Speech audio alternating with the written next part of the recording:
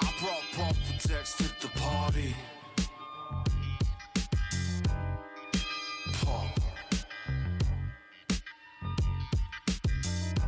I brought pump protects to the party. Hello, everyone, and welcome to episode 14 of the PDH Pod, the one and only Magic the Gathering podcast dedicated to the total exploration of the Pauper Commander format. I am your host, Brad Drac V, and let's see what my co-hosts from the East Coast are up to. First up, Dave the Alcadron Vader. What's going on? I had a very busy week. Today, Tuesday, the day of recording, was my first day at my new job. Super exciting. That's going really well. I'm very excited to be there. Good Saturday, I spent 7.5 straight hours getting stabbed by a tattoo artist. So Yeah, that's what I was going to ask you. I didn't put it in the show notes. How did that end up going? Fantastic. Did it turn out all nice and colorful? Oh, it's incredible. It's about like 25% done. So I have Oh, so that wasn't even like the finishing no stuff. the line art is finished and he's started to shade things. So maybe it's more like 33% done, but it's still like there's a thin strip of color down my arm and the rest is still black and white, just line art. But it looks incredible, and the color that's there is fantastic. It's not going to be finished until like Nice. February, but I'm just really, really enthusiastic about it. Nice. I didn't know if you were trying to get it done this past weekend for like an early birthday present to yourself or what, but yeah, I guess that makes sense. I did see the outline of it a few weeks ago, and there was a lot going on. It's there. a busy piece, but I'm very into it. Yeah, nice. Well, next up we have our resident PDH PhD, Liam. What's going on with you? What's happening in the Magic world? Well, I am doing all right, and what's going on in the Magic world is it was just pre-release weekend, and the pre-release of Dominaria United, and the pre-release that I went to kind of sucked at the end a little bit because they were handing out prizes, which is all good, right? And the way my store does it is everyone gets at least 2 packs, right? But the guy who comes in dead last, right? They get like what we call the pity pack. They get 1 additional set booster just because it's pity, right? And it's kind of weird. It's kind of weird because 33rd gets 3 boosters, but 32 through like 10 get 2 boosters. But whatever. And that guy in 3 set boosters opened 4 Lilianas. Not even a joke. What? 4 Lilianas. Holy cow. Because what the store did is they opened 4 set boxes for packs and just mixed them all up. And no one else opened. Oh, so they weren't like no pulled one from the else same opened box. anything else. Like he got all the gas. Last place got all the gas. Congratulations Like, to wow. that guy. He's having a really good weekend. I almost tweeted it, but like he was Very like, good nah. weekend. He's like, please don't. I don't want this. And I'm like, you, dude, like, come on. You know, he went home and did some kind of You dance. know, yeah, like he opened the first one, and everyone's like, "Oh, cool, that's really neat." And he opened the second one, and everyone's like, "No way!" And then the third pack, the pity pack, had 2 of them in it, and everyone's just like, "Yeah." But like regular and alt I art think or he ended up something? with 1 regular non-foil, 1 regular foil, and 2 borderless non-foils. But like that's Holy like, dude, now cow. you got to go play modern. Like you've got the expensive cards. Go play modern. Yeah, there you go. You open up a playset in 3 packs. honestly. You can't even do that No. with commons. I'm proud of him. That's I know, awesome. I know. If you're Like- listening, for Liliana guy, I'm excited for you. like Way to literally go. this is one of those moments where it's like you just had to be there, otherwise it didn't happen. Like even the Legends Retold, right? Like it was just insane. Yeah, 4 Lilianas in 3 packs Yeah. is a legend in itself. I historically have when I went to a pre-release, if I did really well, I would always trade my unopened pre-release packs to people for Mhm. whatever actual cards that I needed from the set that they opened in the pre-release. Mhm. And like Mhm. sometimes they would open up the packs that I had just given them right in front of me and be like, "Oh, Cavern of Souls, that's good, right?" I'd be like, "Yeah, it is good. That's incredible, man. I'm so happy for you." Like everyone expected Right. me to be really mad that I had given that pack away, but like, what am I going to do with a Cavern of Souls? That's not legal in my format. I don't give a shit. Like, Yeah, I'm I just feel super ya. excited I that feel that ya. guy who likes the card is going to get to use it. Yeah, he likes it. He can use it. Go Yeah. for it. Yeah, absolutely. I've I'm the just been same super way. ticked off about set boosters in general because WotC. Well, because Oh my god, I hate set it's boosters. not that I hate the boosters; it's that WotC encourages stores to hand them out as the prizes instead of draft packs. I have hate I set have boosters as prizes. I have I a hate it. chaos box. Yeah, that's like, terrible, I too. want the draft packs so I can just drop them in my chaos box at home. I can't draft set boosters. So it's just like it's mildly No. infuriating. And they're not They're not like, even I love good. cracking packs. Like I'll buy sealed products just to crack packs. I don't care what I get in them. I just love opening packages of cards, and like set boosters are they just feel bad. Like there's fewer cards. I don't the story, quote unquote, they're trying to tell you through the pack. It just goes over my head. I don't really get it. More. And like I never open anything of value. Like I've never come out ahead on a set booster ever. And I usually buy, I don't know, 2 or 3 per set that comes out, and I'm always in the hole on them. They don't tick any boxes for me. I loathe the set I still boosters. buy them for some reason. They're terrible. The only time I ever came out on top of a set booster was Strixhaven. I opened a Japanese Teferi's Protection, but not the Japanese artwork, just the English artwork in Japanese. And it was awful. Still have that card. They're a mess. I guess in the SNC pre-release, they gave out the set boosters as prize packs, and my boyfriend opened a foil Urabrask. That's good. Which seemed cool, because I immediately stole it from him. And now it's mine. Now it's yours. You mean you got the foil Urabrask? Yeah, I didn't open it though. Wow. Yeah, I haven't drafted at my LGS a whole lot, but I think they still give away draft boosters as prizes. That's key. Oh, and that's that's another thing is that my LGS is I don't draft there anymore because for Zendikar Rising they still gave out draft packs as prizes, but for drafts they give out the set boosters now. But because they cost more, there's less of them in prize support. So they're like, we could put the same number of packs and prizes that we did for years, but we would have to charge $19 for the draft instead of $15. And I'm like, but what if you just gave out draft packs as prizes? Because some of us, like I'm not the only one at my LGS that has a chaos box. Like there's like 3 or 4 of us, I can't remember how many. And whenever we get a full chaos box, because they fill up at random intervals, we just draft it. So it's like, can we get draft packs again, please? Please. Yeah, there's so much going on. Like even today I was at the shop before I went to the dentist just to pop in there and see what was going on, and like I thought I was pretty connected to MTG, but I had to ask him what was on the shelf because I guess I completely forgot that Dominaria had a Jumpstart product, so they had that on the shelf. They had set boosters on the shelf. They were sold out of collector boosters, and they had draft packs on the shelf. But the draft pack boxes, like on one end of the box, they have the Dominaria United art, and on the other opposite end of the box, they have the traditional old school Magic the Gathering logo, like spelled out, in that old font, the brown and, colors. And like every other box, he had flipped, so you could, one box showed Dominaria United, the other box showed Magic logo, and the boxes look completely different. I'm like, well, what's that? What's that? Like, what are those packs? Like, I just felt so out of it. And, I usually try to stay up on those things, but it was a very awkward moment. That's my story of being an old man. One sympathizes. Yeah. I blame my birthday. It's coming up. I'm getting too old. I kind of wish they would stop happening at this point. Like They should. I think after a certain point, they should just stop. Yeah. But anyway, I think we should get on to a cheerier note. What do you think? I'm ready. I'm ready. Yeah, this week we decided to continue our series on building decks and choosing commanders for different archetypes. The first episode we did, the Voltron episode, seemed to be pretty popular. It gives all the listeners out there a bit of insight into the different strategies that are possible and sort of see how different play styles lead to, honestly, like drastically different decks. And like I said, the listeners seem to love it. We like the Voltron style decks, so now we're going to take that into a going wide instead of tall archetype, the Go Wide archetype. We're going to each give our takes on it. Pretty much the same, similar structure to the Voltron episode. We each have different commanders and decks picked out, and we're just going to go through the pillars, if you will, of those decks, those commanders. So who do you think, who wants to kick us off here? Before we get into that, what are the pillars of the Go Wide strategy? Like what quintessential aspects does this deck archetype need to dive deep into in order to be this kind of deck? What do you think, Liam?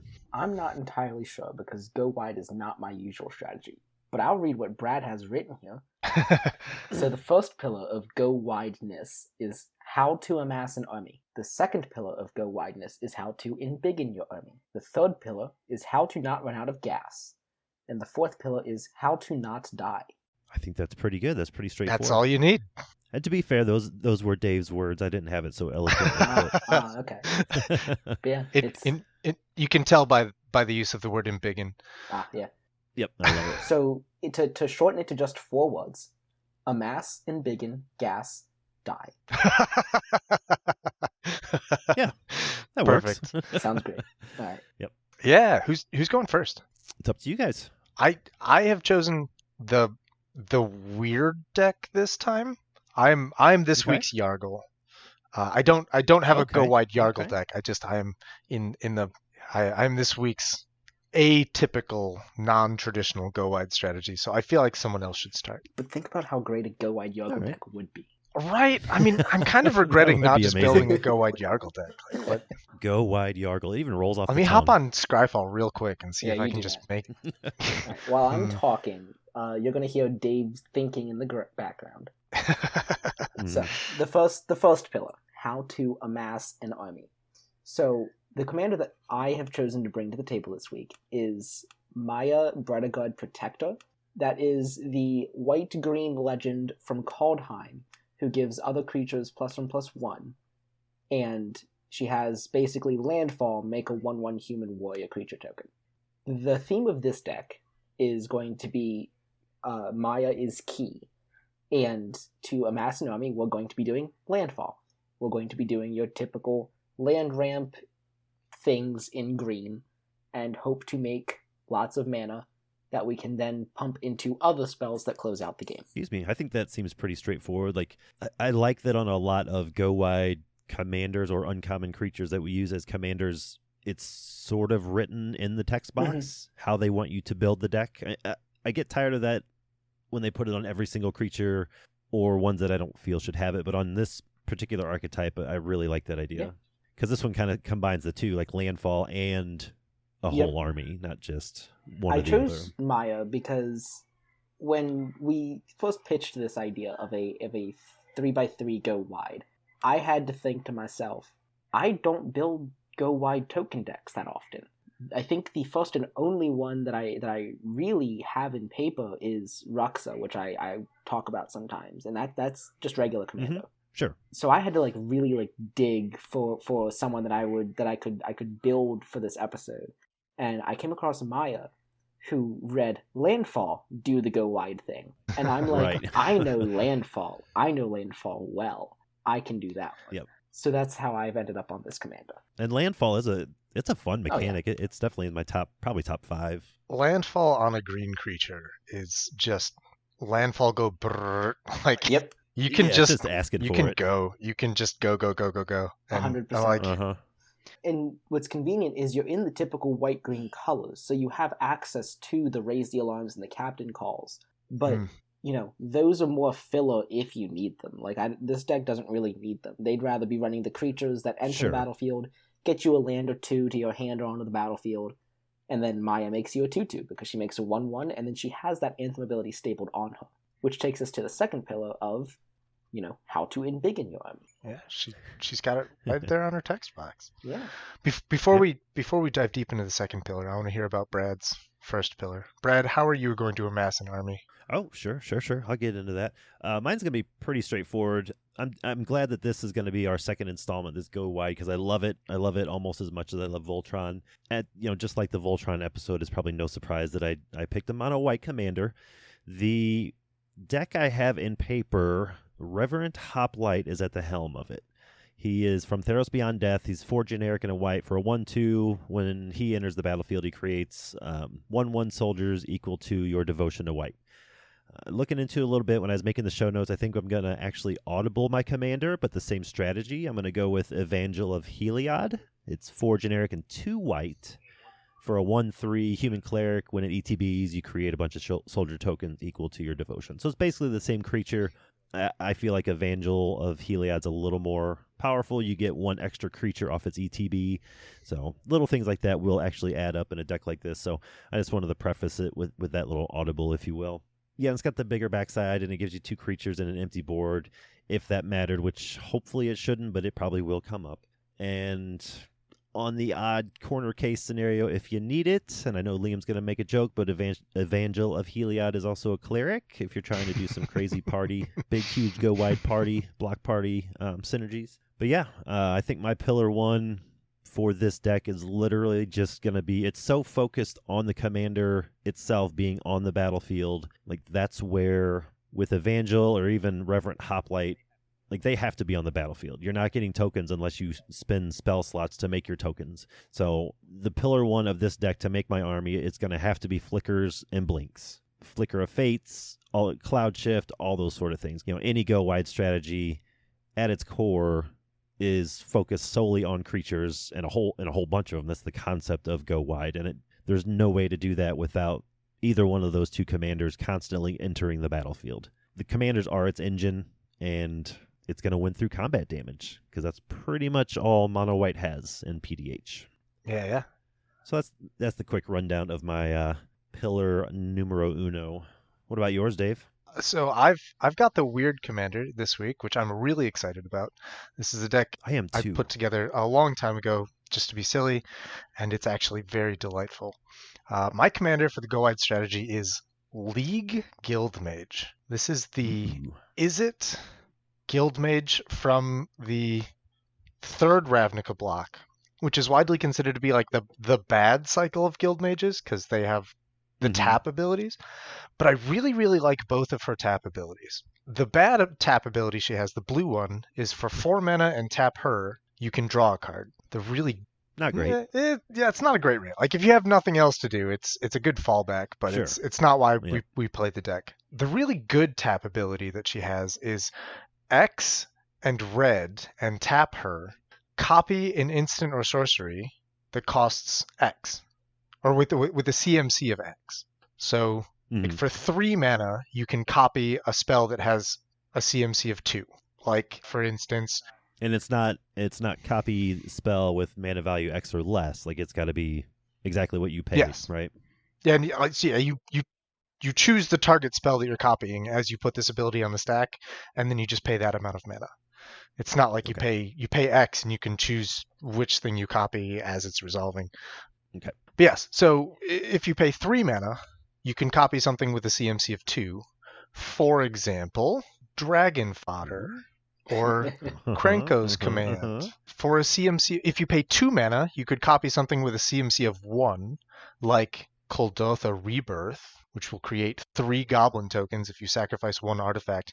If you copy it, you don't have to sacrifice another artifact. Right, because you're only copying the effect, not the additional casting Exactly. cost. Which is why I think that this deck is super fun. Like I designed the deck originally as like I'm going to copy spells that have really big effects for a low casting cost because they have some sort of like additional cost or kicker or alternate cost that gives you this huge effect. But the CMC is still low, so you can copy it for cheap with the Guildmage. And I ended up stumbling into this, like, a lot of the cards that are really good like this make tokens, so I guess this is a go-wide deck now. So yeah, I'll copy the Hordling Outbursts, I'll copy Krenko's Commands, I'll copy... There's a couple really cool, like, Eldrazi Scion ones. Yeah. Brood Birthing is a good one. Is that the one that makes bonus Eldrazi Scions if you already have an Eldrazi Scion? Yeah, I was looking at that today actually for my Lagomos Rakdos deck. Yeah, if you control 1, you make 3. Otherwise, you make that 1. One's really fun to copy. Yeah, because even if you don't control anyway, if you don't control 1 at the beginning, the first one resolves and creates 1, and then the second one sees that you control one of those things, and it makes 3. So like, so you get 4. You get 4 awesome. From 4 for 2. Or if you already have one from something else, like in Emrakul's Hatcher, then you get 6. Yeah, and then there's like Thatcher Revolt that makes the 3 humans with haste. Yeah. All that kind of good stuff. Lots of very cool like red token making instants and sorceries that you can copy with the Guildmage to just sort of accidentally get a huge void state. Could you... I actually just keep talking. I need to look up something real quick. I'm out of things to say. What else can I talk about with the Guildmage? Since it's an instant, you could copy Goblin Wizardry and make 4 goblins with prowess. Yes. Goblin Wizardry's kind of on like the outside of like expensive because it is 4 It's a 4 mana spell, so copying it costs 5, which means your total mana investment is now 9. Ooh, so like true. You're spending 9 mana and tapping your commander, but you do get 4 goblin tokens with prowess. So it's definitely in the deck, and it's very good in the deck, but it is pretty expensive. Yeah, I usually try to stick with the Krenko's Commands, Dragon Fodders, Forbidden Friendship, just these 2 mana create 2 little token Forbidden guys. Friendship. Yep. That's And you could also copy, if you wanted to, you could copy like wrangle effects too, right? you could. I don't have any of that in the deck. No. I'm just. But yeah, you can. I still have Lagomos on my You head. can copy wrangle effects. The things that are possibly the most fun for me to copy are things like what's the name of the Awaken card that's really good? Clutch of Currents is a 1-mana blue sorcery to return a creature to its owner's hand, but it has an Awaken cost of 5. So if you cast it for 5 mana, you get to return a creature to its owner's hand and transform one of your lands into a 0/0 elemental with haste and then put 3 counters on it. Yep. Because if you awaken it for 5, the casting cost, the converted mana cost, or I guess they call it mana value now, the mana value of this card is still 1, which means that the Guildmage will copy this for a total of 2 mana. Oh, no way. And you can bounce 2 creatures and transform 2 of your lands into elementals, or you can transform one of your lands into a 6/6 elemental. That's kind of what I mean by like really leaning into this like alternative costs, additional costs, like find cards that have big impact but whose technical CMC is very small, so that the League Guildmage can like do really cool things with it. Yeah, that's very, very clever, very elegant. I was just trying to hand fist some stuff in there, but yeah, that makes a lot of sense. I enjoy the deck. I think it's a lot of fun. Yeah, very cool. So yeah, that's how I'm going to amass an army. It's going to be mostly goblins, a couple lands. There's a couple of the lands in the deck are indestructible, like Darksteel Citadel. If you awaken those as 6/6s, it's pretty cool. A lot of fun. It is pretty cool. Yep. But yeah, that's my first pillar with the weirdo deck. Yeah. Nice. I have to say, as a fellow Izzet mage, Izzet Go Wide was not on my list, on my bingo card for 2022. I was not expecting that either. That is awesome. I designed this deck right before, like 2 months before we started getting Commander Legends spoilers. And I did it because I was just completely sick of all of the other Izzet options. Like I love Izzet and I wanted to have a really cool Izzet deck, but like I don't want to do the Spellheart Chimera Crackling Drake thing. That bores me. Right, I don't like this playstyle where you just yeet one person out of the game and make them watch for the next 45 minutes like that. I hate doing that. Yeah. And I didn't want to do Izzet Guildmage because that's a huge competitive threat. I've since turned around. I now have an Izzet Guildmage deck that's like really fun.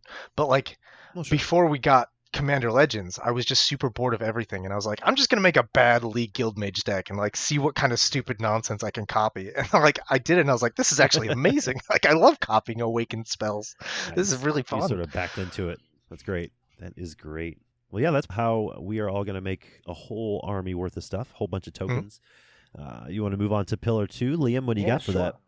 In our what is Pillar 2 here? Protection, pump, and protection. Yeah, embiggening and protectioning. Yep. So let me scroll past Brad's 2 pages of notes to get to my 4 pages of notes. Yeah, so when we come to pumping keywords, Maya's really doing a lot of the heavy lifting, right? She's basically saying your lands come in and you make a 2/2, which is nothing to sneeze at, because if you've ever played against a landfall deck, you know they're going to have 3, 4, 5 lands come into play in a ton. They will make a lot of power very quickly, and they will make you sad very quickly. However, they need to be able to protect themselves. So the way this deck is going to do it is it's going to do it in kind of a little backwards way. It's going to do it with some overcosted spells, because the deck is going to have a lot of mana, so it really doesn't care. And the way it's going to do that is it's going to use the populate protection spells. The 2 big ones that we have are Rootborn Defense and Druid's Deliverance. Rootborn Defense is a white instant which populates and gives your creatures indestructible until end of turn for only 3 mana. And Druid's Deliverance is a 2 mana instant, which is basically Fog, then populate. Yep. Rootborn Defense is amazing because, those turns where you've got 15 1/1s out, or in your case, 15 2/2s out, and someone hits you with a fiery cannonade or some pestilence or something crazy. Fiery cannonade, not pestilence, because you put this on the stack and you just activate pestilence again. Well, that's true. But it very much is a very good protection spell for the damage-based wipes that we have. But in addition to the overcosted spells that populate, this deck will run the typical your temple's under attack kind of spells. In addition to that, it also likes anthems. So I've got my anthems split into 3 categories here. We have butts, chests, and butts and chests. So basically, is it doing only toughness, only power, or both? So for the butts, we have Fortifying Provisions, which is, I believe, a 3-mana enchantment that's going to come in and make you a food token and give all your stuff +0/+1. There's also Spider Silk Armor, which is an enchantment which says creatures you control get +0/+1 and have reach, which will be very nice in a Selesnya deck where you don't usually have a flying body. And then we also have Veteran Armorer, which is other creatures you control get +0/+1 for a 1 and a white 2/2. So that seems pretty good. Moving on to our power buffs, I have Strength in Numbers and Might of Masses written down, only because I found these interesting as I was building this deck. They only work on one dude. However, they work really well on that one dude. They do work really well. I believe Strength in Numbers gives +1/+1 for each attacking creature, and Might of the Masses gives +1/+1 for each creature you control. But I think there's also one called Chorus of Might that's +1/+1 for each creature and Trample. Ooh, I did not. But run it costs into that like one. 4. Yeah, I was about to say these Maybe. two. I might be wrong. I might be misremembering these two this. are on the cheaper end, and they are instants, which is nice. While they don't grant trample, like Brad and Dave were saying, they work on the one dude really well because you just have to have one guy not blocked, and there's all your extra damage gone through. And my final power only buff is Warded Battlements. Warded Battlements is also a creature. It is a wall with defending, and it says attacking creatures you control get +1/+L. So while it isn't a permanent buff all the time, this deck is looking to win through combat damage. So turning all your 2/2s into 3/2s when they're attacking is relevant. Battlements is a massive card. Yes. And for our third category, butts and chests, we have Fortify, which is 2 and white for an instant. This is choose 1, which is creatures you control get +2/+0 until end of turn, and creatures you control get +0/+2 until end of turn. So you don't get both, but it is an instant, so you can choose which one you need when you need it. And then we also finally have Herald of Dramoka. While this one is not necessarily granting power and toughness, it does say other warrior creatures you control have vigilance. Oh, and that's huge. Maya's creatures are huge. warriors. They're human warriors. So Speaking of party synergies. Right. Speaking of synergies for a terrible mechanic, giving all your attackers vigilance is like that's not nothing. When they're all base 2/2s, I mean that's pretty exactly. good. So that's all of our keyword and anthems. When it comes to protecting the army, that's still pillar? Yeah. Pillar 2, right? Do you not run You Meet in a Tavern or Echoing Truth? Not in this deck Echoing because those Courage. are good. Echoing Courage. Yeah, thank you. Sorry. Echoing Truth is bad for you. Echoing Courage is good for you. Very bad. I don't know what Echoing Courage. It's in that same cycle, but it gives target creature and all other creatures of the same name +2/+2. Yeah. Oh, yeah, that's going in this deck. Totally. Yeah, I think it's very good. No, I didn't know that card existed. Yeah, well, yeah. It's that's until we got You Meet in a Tavern, it was the only green mass pump spell we had. Like Overrun, yeah. Yeah. Which was you really see awkward. it every now and then in Chatterstorm decks. Yeah, online, But... Yeah. No, you could totally run that card in this deck.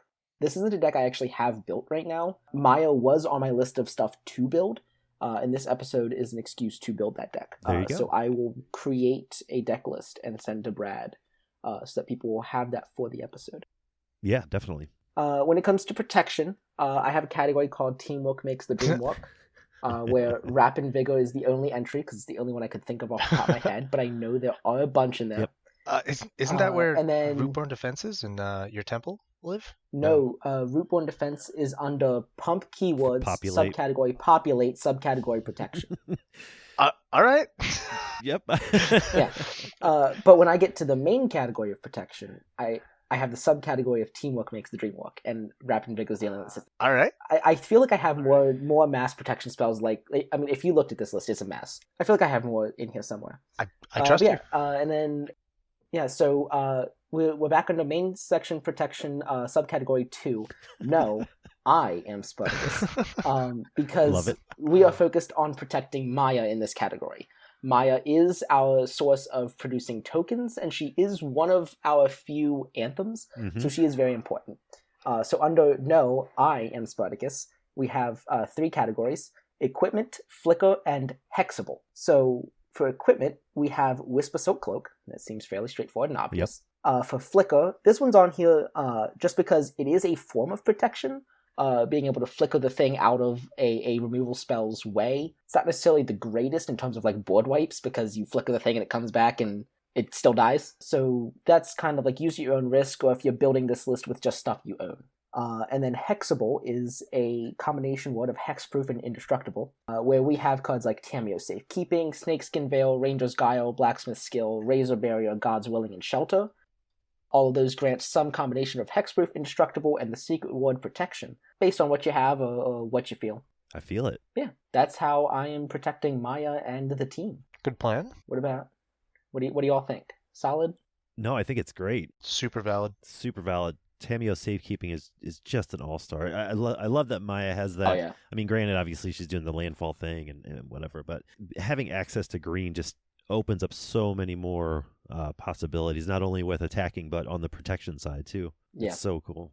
And it's all cheap, too. It's Tameo Safekeeping is a green. Like, you're not into it that deep. Yeah, the real like cost there is that it puts you down a card. I mean, and it's still an absolutely worth it. It's a massive powerhouse. You should run it in almost every green deck that cares about keeping its creatures. But because granted, you're trying to ramp and all that stuff. You're in green, this and that, but like the without commander tax, Maya is 5 mana. Yeah, and so you'd hate to have to recast that. The struggle with Maya isn't going to be finding the mana to cast its spells. It's going to be finding the spells to utilize its mana. Like, past exactly. like turn 8. So like Tameo Safekeeping being 1 is like, that kind of doesn't really matter. It still just takes itself out of your hand when you use it. And that's the real resource you're down. But it's still an incredible card. I do have some answers for what to do with your mana in the late game, but we'll get to that later. Sweet. Who is it? My pillar 2? Let's hear it. It is your pillar 2. All right. I also have mine kind of broken down into pump and protection, not into the detailed categories and subcategories and articles and subarticles like Liam had, but I'll see what I can do. So yeah, basically for commanders, I'm just going to stick with Evangel of Heliod from here on out instead of hopping back and forth. I'll get that changed in my paper deck and the deck I have digitally. But like I said before, I am using strictly their enter the battlefield abilities. I'm not super interested in ever putting Evangel into combat or into harm's way. That just seems like a recipe for disaster. Especially being mono white, there's just not a ton of ways anyways to ramp up the mana to cast them more than 2 or 3 times. The only time that they'll ever get any sort of power or toughness boost themselves is if I'm just swinging all out, like with everybody. So, with anthems and that sort of thing. On the flip side, though, if you're trying to do something like Acron Crusader, for example, where you're just pumping out 1/1s, you can hit them with pump spells because that's what it wants you to do. But Evangel and Reverent, no, that's not at all what they want to do. So anthems are a huge part of this deck because these are just without any other spells. They're just 1/1 soldiers. Like they're not like Maya that gives them +1/+1. They come into the battlefield as 1/1s and they die as 1/1. So you really have to get into anthems, which is nice because white definitely has some good ones. But I was looking at some. There's like charge. There is creatures that come in and anthem your team. There's like Angel of the Dawn, which is kind of expensive, but when it ETBs, creatures you control get +1/+1 and vigilance till the end of turn. That's an option. There are, as far as more anthems go, there's charge, which is a single white, +1/+1. All your creatures get +1/+1 till the end of turn. Coordinated charge, which is a cycling card in case for some reason you don't need it. It's 4 and a white. Creatures you control get +2/+1 till the end of turn. So we have a ton of options. There's Ramosian Rally, which is basically free if you control the planes, which if you don't, you're probably losing. That pumps your team +1/+1. Guardian's Pledge is a massive one that even sees play in like 60 card pauper online. It's 2 white and a single generic for an instant, and it says white creatures you control get +2/+2 until the end of turn. That can swing a game like heavily in your favor just off that alone. So there are plenty of pumps that can be had with this strategy, with this deck. So combat shouldn't be an issue, unless for some reason you find yourself in the position of being able to double or triple spell your anthems. I would be very strategic about your combat because sure, it's easy to get your tokens into play, with Flicker and your commander and this and that, but it's going to be hard keeping them alive on a regular basis because they are just 1/1s. You can add like the fortifying provisions and Lumathread field and that sort of thing to pump their butts a little bit. But even with a Lumathread field on the board, they all still die to like a fiery cannonade. Like they're still just 1/2s. So you got to be kind of strategic with your pumps because you can only have a certain amount of them in there.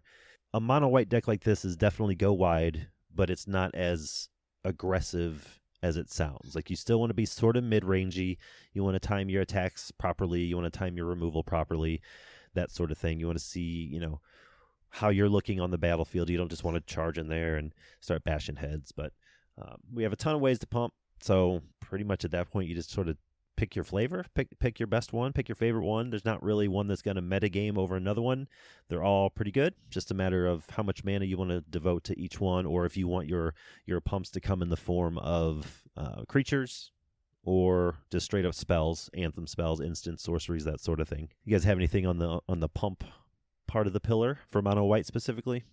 My two sort of follow-up thoughts to that are one of the reasons I really like Crashing Drawbridge in decks like Reverent Hoplite and the Evangel are if you can pair up the Crashing Drawbridge and the Angel of Dawn creatures, then the Angel of Dawn gets its own buff, but it usually can't attack because it doesn't have haste. But if you can hit that Crashing Drawbridge and send the Angel as well, like to me that just feels like extra bonus. Yeah, it's almost like the Angel is leading the charge at that point. Yeah. It's I awesome. also am wondering, like, if with this deck you find yourself frequently struggling with the fiery cannonades and the pestilences and the dragon breath. Is that what it's called? No, breath weapon. Breath weapon. I think there's a card I'm trying to remember the name of. I think it's called Caregiver. That it's a 1 mana 1/1. You can pay 1 mana, sacrifice a creature to prevent the next 1 damage that would be dealt to. Oh no, that's target creature or player. There's one that prevents the next 1 damage to each creature you control. Okay. I'll have to look. I think it's a rebel, but I'm not entirely sure. And 2, I was looking at this too. We also have, I may have put this down in my protection half of this pillar, but we have kind of modal ones too, like Fortify. You can use it for combat or defense. It'll give +2/+0 or +0/+2. And then there's also Borrowed Grace, which is an escalate scale or escalate spell. You choose one or both. Creatures you control get +2/+0 or +0/+2. Sure, you'd hate to waste them, or waste spells like that on purely defensive, but sometimes you have to. In that case, they'd be really good. Wasting your spell to blank someone's pestilence is massive. Right. The card I'm thinking of is called Samite Censor Bearer, and it's a lot worse than I thought. Still a 1 mana 1/1. You have to pay 1 and sacrifice itself to prevent the next 1 damage that would be dealt to each creature you control. So, it's okay. I think the advantage here is that it's a rebel, so you can like tutor it into play as a surprise to stop like someone's breath weapon sense against your rebels deck, but like it's probably not ideal. And we have stuff like in white, we have Veteran Armorsmith that gives all your creatures +0/+1, and then Veteran Swordsmith that gives all your soldiers +1/+0. So that's kind of a nice little tribal One of those guys has double white pips, right? The Veteran Swordsmith have one. Yeah, Veteran Armorsmith is double white. That's the good stuff. Extra Yeah. devotion. That's what you want way more than the Samite Censor Bearer. Yeah, for sure. And those two, that's where I sort of glazed over that. But white has a ton of sorcery and instant based anthem and anthem effects, but if you can find it, like you were saying, Dave, on Angel of the Dawn, if you can find it on a good creature that has white pips, you might as well go for it, because so much of this deck is flickering and ETBs and stuff. There isn't anything to say you can't hard cast Angel of the Dawn and ephemerate it in the same turn and pump your team +2/+2 and get pips and soldiers. And there's 2 Angel of the Dawns, right? Like the Dawn Feather Eagle, Dawn something Eagle. It's just the exact same card, but not an angel. Okay, yeah, there's actual Angel of the Dawn, and then Dawn Feather Eagle. It's white and 4 for 3/3 +1/+1. Oh, is it only 1 white pip? It's kind of on each. Oh, I thought one of them was double white. I was totally wrong. Not on the Anthem flyers. That's all right. There is Amprin Tactician for 2 generic and 2 white. It's a 3/3. When it enters the battlefield, creatures you control get +1/+1. It's basically the angel without flying and doesn't give vigilance. And 1 mana cheaper too, right? 1 mana cheaper, but it does have an extra pips. pip. Yeah, the Tactician is solid. Ooh, so that is nice. And it's a 3/3 already, so that's pretty sweet. So it pumps itself up to 4/4 as soon as it enters the battlefield. Yeah, solid That's if you pretty can give nice. it haste. Yeah, absolutely. It's where Crashing Drawbridge Yeah. comes in. That's kind of full circle what we Yeah, were yeah. talking about. And I don't remember if I mentioned this too, but as far as the protection goes, I sort of look at evasion. In a deck specifically like this, I have to look at evasion like it's protection, because there just isn't a ton of protection for what we're trying to do, other than sort of just the things we talked about. First off, I like Sky Shaper as evasion. Mhm. It's a 2-mana artifact. You sacrifice it, gives your whole team flying. Like, just straight up, no extra hoops to jump through. It just gives all your creatures flying, no matter how big they are. That's pretty strong right there. I used to play it in my paper elves deck for the mirror match of the LGS, and it won me quite a few games. Yeah, Sky Shaper gets there when you need it to. Yeah, it really does, and it comes out of nowhere because every time I would play the card, or every time I've talked about it online, people are like, "I had no idea this card existed." It's really old. It's from like Tempest or Stronghold, maybe. Yeah, One of them. yeah, something like Yeah. that. It's out there. But yeah, a decent chunk of this deck is interesting because a lot of the best ways white protects its creatures is through auras, obviously, and that's not really what we're trying to do with this deck, like, at all. So first and foremost, I need to try to protect the Evangel as much as possible, even in a monocolored deck. Paying the commander tax over and over and over would really get painful. White's one of the least rampy colors we have, so the original 6 mana is already kind of getting up there. Like, I almost don't like casting, even playing Reverent Hoplite, I don't like casting them without some sort of protection spell in my hand, like ready to go. I hate tapping out for these commanders because it just feels so bad when they get wrecked. I use a very small suite of very specific protection spells for these situations. Being overloaded on tokens gives me the option to use them as fodder too if that comes up, like Gideon's Sacrifice. If someone's trying to burn out my commander or something, or a Fiery Cannonade that'll take out my whole board, or a huge Fireball or something, I can just cast Gideon's Sacrifice and kill one of my tokens instead of losing my commander and 9 other creatures. That's one of my favorite cards. And spells that protect your entire board are critical for a deck like this because it is so fragile. I mean, with my Reverent Hoplite build, I've lost too many times to just a bought back Evan Carr's Justice or a Crypt Rats or a Pestilence or something. It's terrible. Like, it literally shuts down the deck from operating like at all. It's terrible. But it's fragile, but it's fun. But because it is in white, it has the potential to main deck certain hate, specifically enchantment hate. If you're worried about Pestilence, it has targeted hate, and I like it because, like Dave brought up, Seal of Cleansing. It's targeted hate for enchantments, but it also adds to the devotion when I need it, which is very nice. It's pulling double duty in that case. So if you can find stuff like that will help you against specific board wipes, like a Pestilence, Crypt Rats, that sort of thing, what's already in the deck should protect your board from the big red sweepers. It's the little black ones you have to worry about. So if you can find a way to sort of protect your deck against those, I highly recommend it. But other than that, there's cards like one of my recent favorites is Forfend. It's from Morningtide. It's generic in a white. It just says prevent all prevent all damage that would be dealt to creatures this turn. Like, doesn't care that it's combat damage, non-combat damage. It's just prevent all the damage. It does prevent it from all creatures, not just yours, but it's cheap enough that if you're concerned with saving your 15 little dudes, that you'll be okay with that. One card I've been playing a lot in my Killian deck is, because it only costs 1 there, but it's Core Chant. It's 2 generic and a white. All damage that would be dealt this turn to target creature you control by a source of your choice is dealt to another target creature instead. It's basically a second copy of Gideon's Sacrifice, kind of, but you can put that damage onto an opponent's creature, which is nice. If you want to move all that Fiery Cannonade or Fireball damage over to their commander or something, that's very cool. Were you going to say something, Dave?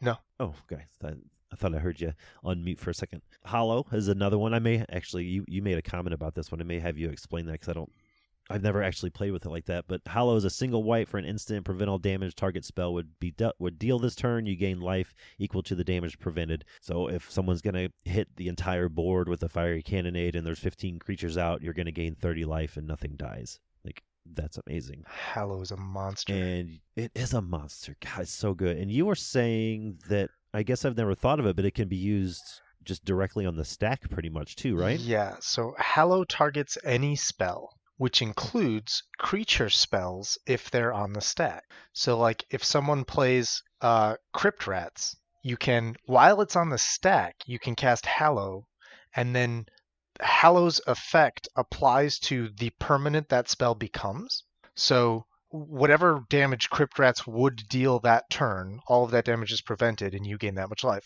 Which in that case basically just means that like they don't activate Crypt Rats. But like if you're Right. next in turn order, you can get that like untap that you need to have your mana up for like your temples under attack or something. Like it's Yeah. a very small niche case of when it actually matters, but I think it's really interesting as a concept that this Hallow That is very spell interesting. can target creature spells on the stack.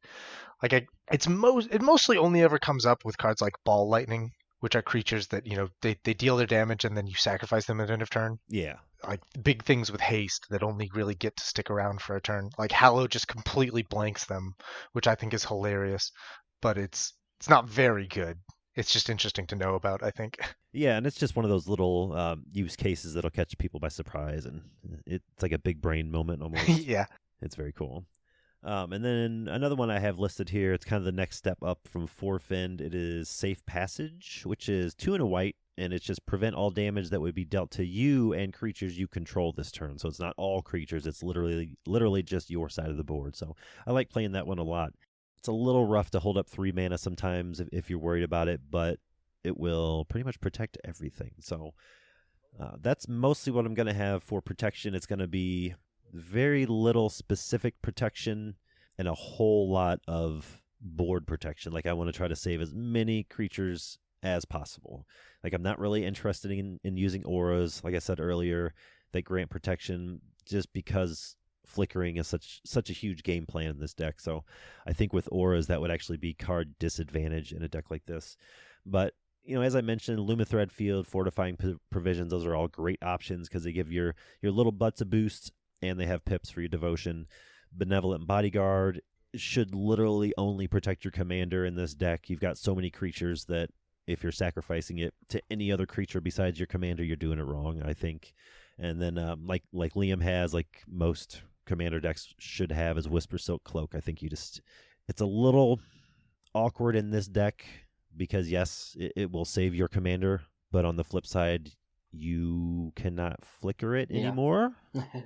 So you definitely want to be careful with that if you need to hold on to it, but it's worth trying, I think. It depends on your build of the deck. If you're going less flickers and more anthems, go for the cloak. If not, I prefer more flickers, or as many as possible anyway, so I may not. I typically don't run the cloak.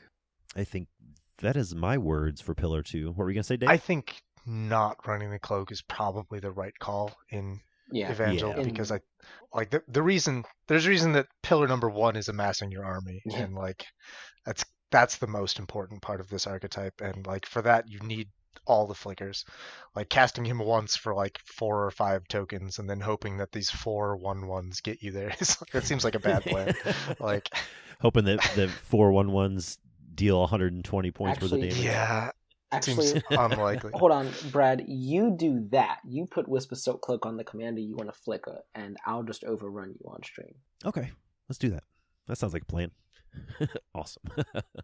I have some. So yeah, you do. You should have some good Pillar 2 for us, huh? Embiggen techniques. Yes. The base level, the floor of effects with which we are working in the League Guildmage deck is Trumpet Blast.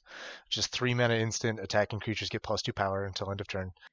This can very easily turn into 7 mana, copy the Trumpet Blast, attacking creatures get +4 power, which is not a small number when you're attacking with 5 or 6 goblins. Like, right? Yeah.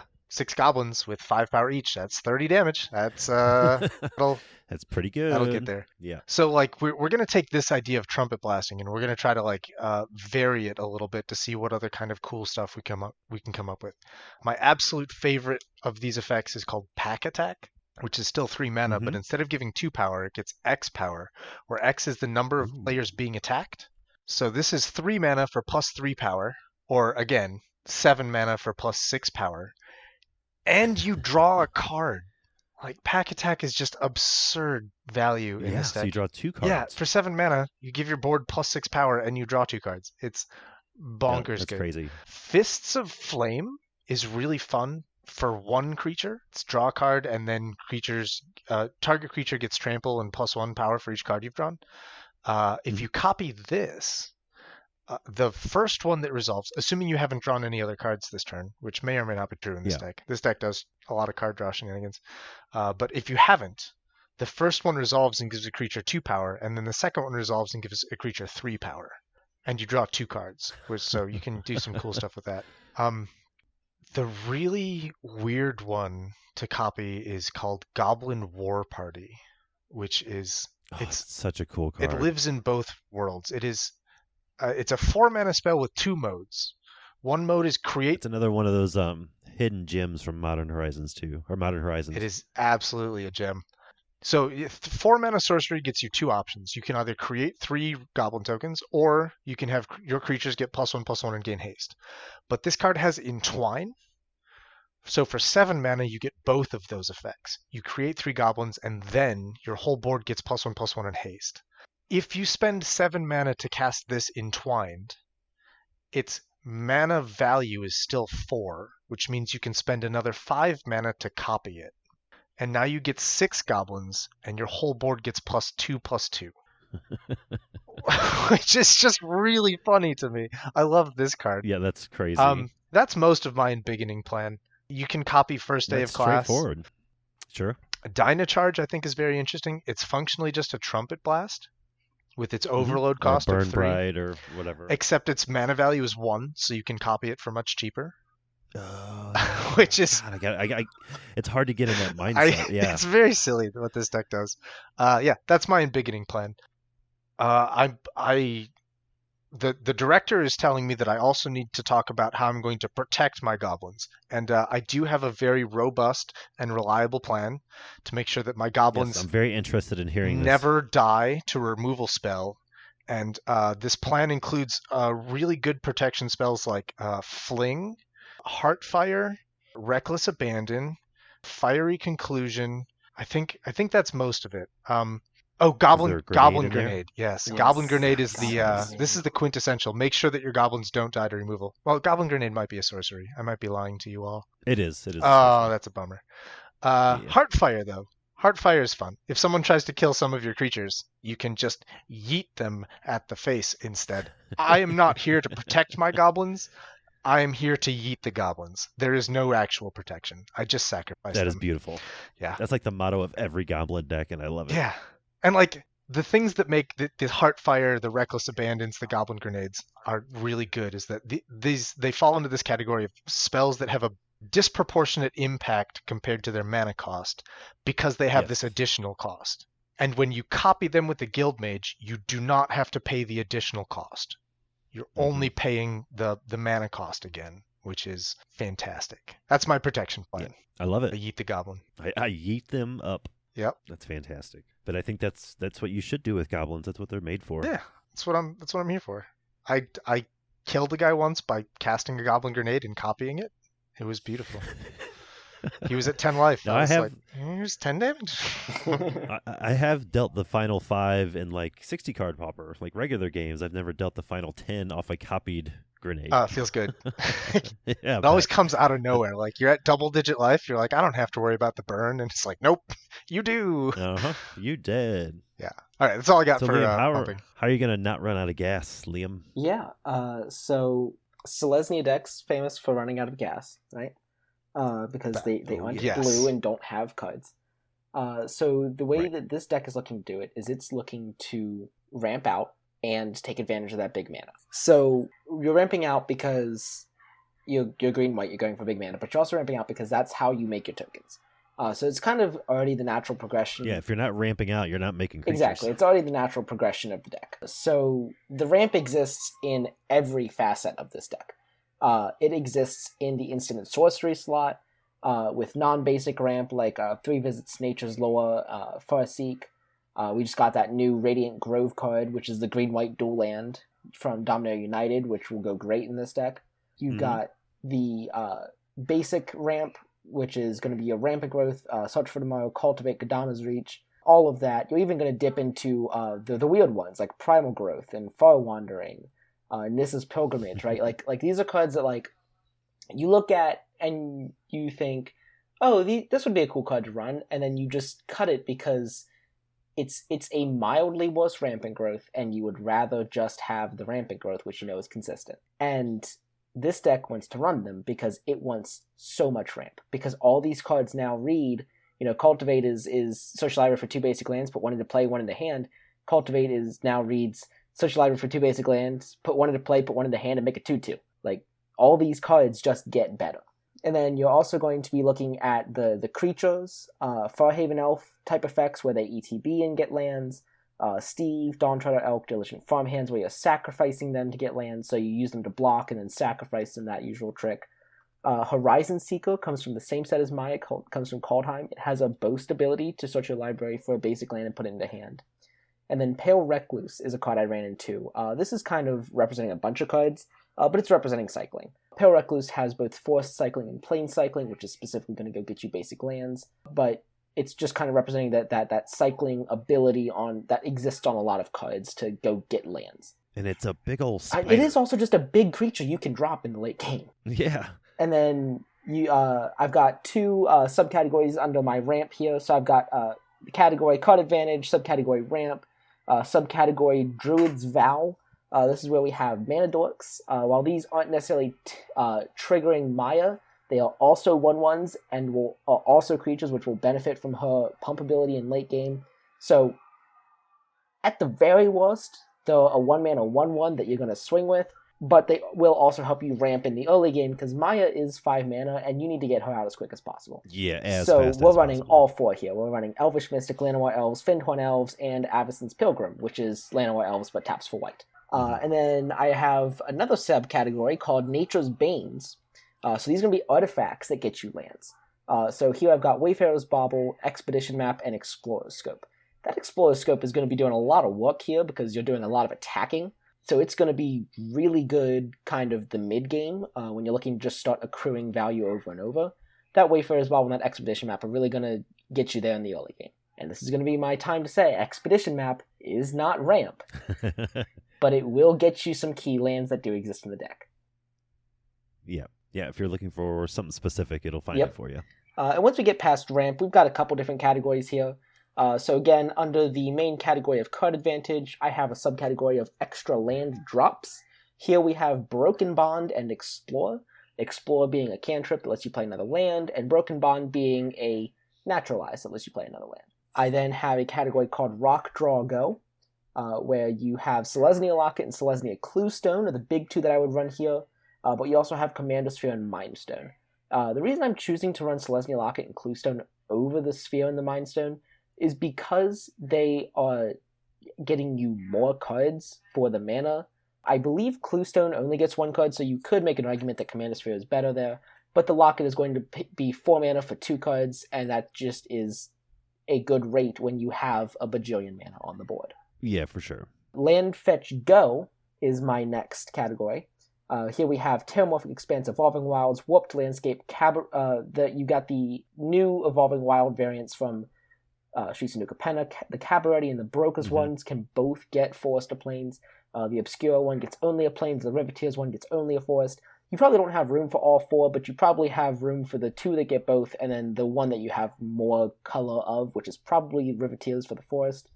And then you got the Panoramas. I think Maja has room for all of them. I think Maja has room for She very well may, yeah, exactly. Every fetch that's printed. Because that's just each one represents 2 exactly. creatures. All of these represent 2 creatures. I think it probably depends on meta, but in reality, you can probably get away with all of them. I've got here Bantorama, but really, again, all the Panoramas that can fetch any of the lands that are in Maya are good to go. Mm-hmm. They all combo so well with Scareteller, too. Yes. Oh, yes, yeah. They do. So much never-ending value I train. have, the next category is Land Draw Go, which is very different from Land Fetch Go and Rock Draw Go. This is a land that draws cards. Botanical Plaza is also from Streets of New Capenna. It's the one where you pay, I think, 3 or 4 mana sacrifice and draw a card.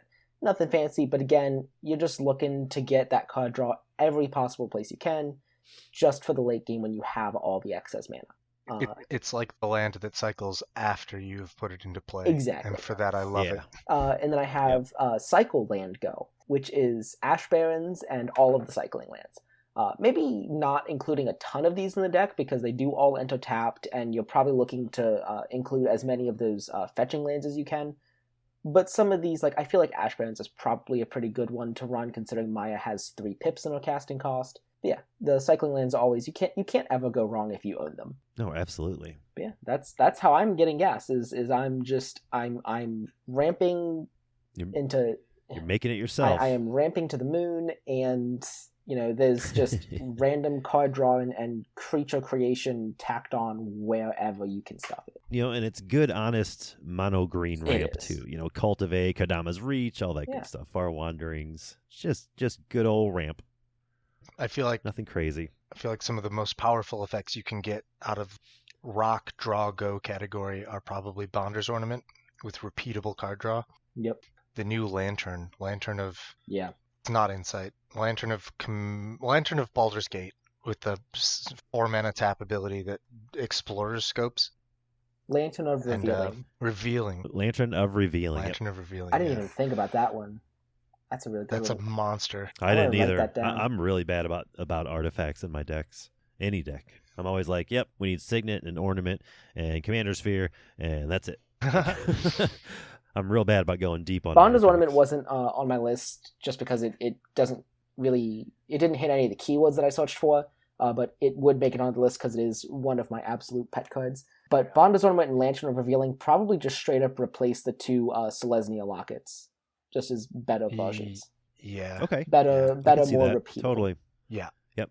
And they're colorless. They're not. Granted, you're not gonna be worried about mana, but they're not color intensive. Yeah, exactly. Oh, Bonder's Ornament taps are colored. Yeah, but I meant to get the cards out of Locket. Oh, yeah, that sort of thing. Cluestone and all that. Well, nice. I think for a Selesnya deck, that was pretty well defined. What's the mono white version look like? All right, listen. Listen. This is mono white. You thought that was an invitation to talk about your deck? Yeah. No, it was an insult. All right, listen. It's mono white, so we do kind of have to get creative with this particular deck and with a lot of mono white decks. That's just all there is to it. I think a lot of what is perceived as card advantage is going to have to be a lot of virtual card advantage and making yourself feel good about what you're doing. But I think that's a theme in a lot of mono white decks, at least the ones I play. Because I'm kind of looking at it at its core, even the card advantage goes back to the Go-Wideness of the deck. It's a flicker deck. You're going to get your advantage out of making creatures off your commander, out of getting value out of your other ETB creatures. If you want to talk virtual card advantage, even if you assume that 3 tokens are worth 1 card, well, every time Evangel enters the battlefield, it's almost like drawing another card because, poof, you've got 2 to 4 bodies right there. I kind of have to think about it that way, so I feel a little better. But we have a ton of this type of effect. For just straight up flickering, we have Flicker of Fate, Settle Beyond Reality from Modern Horizons, which can double as a removal spell in a pinch. Acrobatic Maneuver, which is pretty much a PDH staple in any white X deck as far as I'm concerned. Otherworldly Journey, Cloud Shift, and those are just some of the better ones. But those work really well with the commander, but you can also add a nice little suite of creatures that benefit from that flicker strategy. Things like Core Skyfisher, Aviary Mechanic. Those are great for dropping in, picking up your commander, or picking up a different creature just to put him back down again and get that value. That way, you can bring the Evangel back to your hand, save you the commander tax, get it back on the field. For if you're looking for straight up card draw, gotten a little bit better in white lately. Last couple years, we've got things like Spirited Companion, Inspired Overseer, Roving Harper, Search Party Captain. I would say et cetera, but it's probably just one et cetera at this point. But those all work great with flickers. It's just value on top of value at that point. They make great chump blockers because they're all just sort of weak as it is. I think of all the creatures I've talked about in this deck so far that are actually in the deck, is the biggest one's probably Skyfisher. So that's not saying a whole lot. So we're really kind of hoping that our commander pulls 95% of the weight in this deck. Yeah, those all work great with flickers, with bounces, especially, when a lot of them, if not most of them, are at instant speed. So you can snap them off at the end of an opponent's turn to be ready for combat on your next turn, so they don't, you can use them to fill your board with blockers all of a sudden. I do like Core Cartographer as a nice little bit of ramp. I don't know if I mentioned that earlier.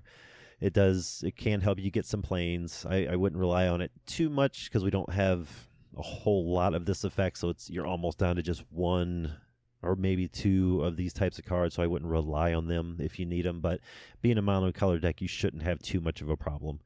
And then going back to what I said earlier about, even though this is a go-wide deck, it's more of a mid-rangey go-wide deck.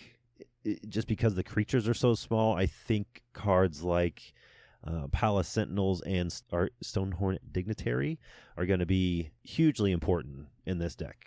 Palace Sentinels for card advantage, Stonehorn Dignitary to just keep your opponents from attacking you, basically. And both of those cards work extremely well with the flicker effects also. So that's my card advantage. The card advantage is basically the flickers, getting the commanders on and off the board, getting your spirited companions on and off the board, constantly gaining the monarchy back, and sort of just locking your opponents out of combat. So hardly any of that, like 25% of what I just mentioned, is actual raw card advantage, like drawing cards. But if you squint and kind of look at it sideways, it all is sort of card advantage. It's more of the tempo side of card advantage, but it's there. If you look hard enough, it's there. I do think, I added this little bit the other day, I do think sort of a subcategory of this card advantage pillar is actually relying on the devotion itself, like the devotion to white. Like literally the deck doesn't function with as many white pips as possible, so there's got to be a way to just jam as many as we can in there, outside of a handful of non-token creatures I'll be using, like Skyfisher and Companion and all those ETB creatures. We can get a lot of these pips through enchantments that will, maybe if they don't save us, they'll prolong us to make us think we're going to win, but specifically like removal enchantments. Journey to Nowhere, Oblivion Ring, Citizen's Arrest that has 2 pips, the new one from Dominaria. That looks pretty sweet for a deck like this. I already mentioned Veteran Armorsmith. Daybreak Chimera is another one with 2 pips. It's a good flyer, cares about devotion, so that's pretty nice. And then I think you mentioned this too, but here it is down here. I thought about putting in Altar of the Pantheon. It's the artifact from Theros Beyond Death. It's a 3-mana artifact that says your devotion to each color and each combination of colors is increased by 1, and then you can tap it to add a mana of any color. If you control a god, you gain 1 life or whatever. But so that's an interesting option. It does cost 3, then that's kind of a valuable slot in this deck. So I'm sure I will try it out. I don't have it in the current paper build, but it is something that I'd be interested in because it's just a free pip. It's a free creature every time your commander enters the battlefield. So it doesn't really have much relevancy after that. But I guess if I were to go with some sort of artifact or even a Metalcraft sub-theme, I would definitely use that because we do have some Metalcraft creatures at white that can get sort of buffy. I don't know that that's a great plan either. So I may just not do that at all, but there's also things like Bonder's Ornament and stuff too. I feel like the Altar is probably a good use of a spell slot for you just because it'll get you an extra soldier every time you flicker the commander, and it will ramp. Commander costs 6. Like you need ramp where you can get it, and this is ramp with a side bonus. Like right. Bonders is great because it's ramp that does another thing, and like Altar falls into the same category for me. It's ramp that does something else too. So like when your commander costs 6, like I'll take all the ramp that does something else I can. Yeah, that's a good point. In most like 2 or 3 color decks, these artifact slots would be taken up with signets and things that produce, whatever. So yeah, you're probably right. Altar and Bonder's Ornament are decent choices for this deck. Because yeah, the ramp in white is pretty slim, to say the least. But yeah, that's sadly that's my card advantage. There's not a whole lot. You got to put a lot of weight on your commander. You got to put a lot of weight on finding and successfully resolving your flicker spells, and then kind of go from there. Hope you draw your anthems in time and swing big. Yeah, that's what we're here for. That's what we're going wide. We are going wide, going strong. Hopefully, I'm pretty sure the League Guild Mage You could probably do a whole podcast on card advantage for that one, huh? The card advantage in the LGM deck is spicy. But before we move away from card advantage from Selesnya, there's a couple extra things that I want to briefly mention, because I also have a Selesnya like go wide deck, and it struggles with card advantage. My general sort of tip here is you're gonna struggle to find cards with the text draw multiple cards. Right. That's just not really a thing that Selesnya gets. So running out of gas is very much a threat. Instead of actual like drawing stuff card advantage, the card advantage I always try to pack into my Selesnya decks comes in the form of cards that you can use twice. So things that have flashback, they don't draw cards, but using them twice feels like card advantage. Yeah. Recruit the Worthy and Sprout Swarm are massive, colossal engines of value because you can cast those a lot more than twice because they have buyback. Things like adventure cards. There's a handful of really powerful adventures in green and white that let you cast them once to get some cool effect, and then you can put them into play as a creature and maybe get some devotion, maybe just have a big creature with Maya in play. And I think there's at least one adventure half that's like a flicker from yeah, Baldur's Gate. So. The Pegasus. Yeah, Pegasus.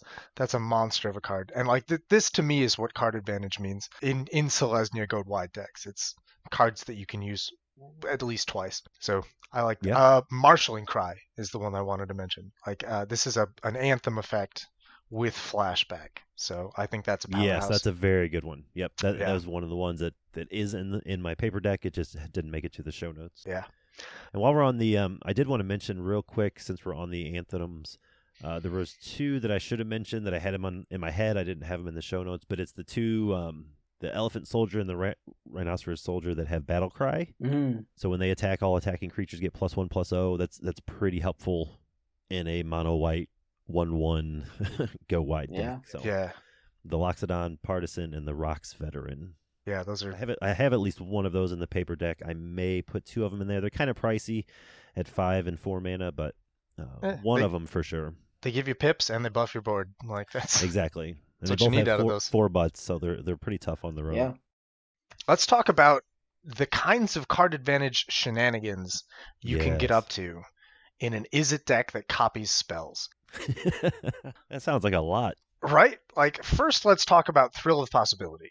2 mana, discard a card, draw 2. Or, if you copy it, it's 5 mana, discard a card, draw 4. That sounds good. Yeah. Cathartic Reunion, 2 mana, discard 2 cards, draw 3. Or, copied, it's 5 mana, discard 2 cards, draw 6. Secrets of the Golden City, 3 mana, draw 3. Or, 7 mana, draw 6. Like... City's Blessing is so cool in a deck like this. Completely ignoring that Izzet Guildmage has the text 4 mana tap, draw a card. Like, this deck is drowning in card advantage without that ever coming up.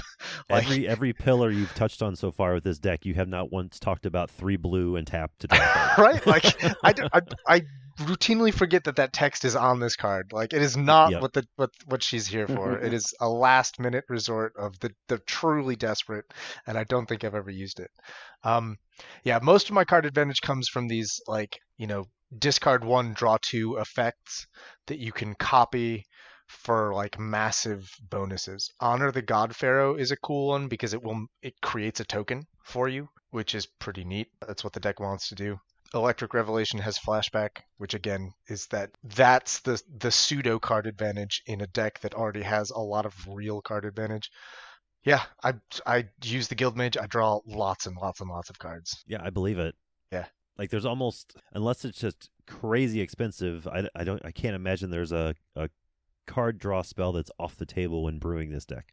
Yeah, I mean you have to, like, you have your choice of like whatever card draw spells you want. You kind of have to like like there's some like really incredible ones that you're like, no, that's not good enough for like Treasure Cruise. Like, I don't run Treasure Cruise because like copying it costs 9.